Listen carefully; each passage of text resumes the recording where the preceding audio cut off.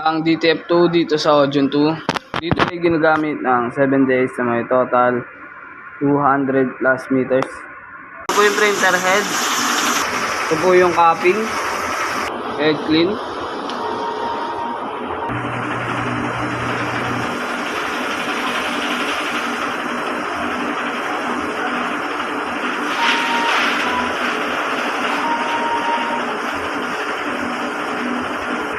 Nozzle check.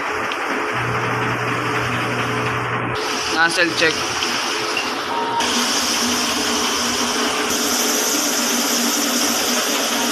Wala po akong in-house order. Ang pending ko ay 0 hours.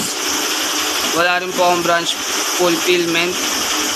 Ink system, tama lang. Waste tank ay nilinis kahapon. Ito po yung ABR.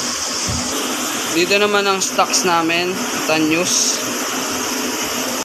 Ito po yung records na nagamit, 4 sa white, 4 din sa powder, 2 sa media,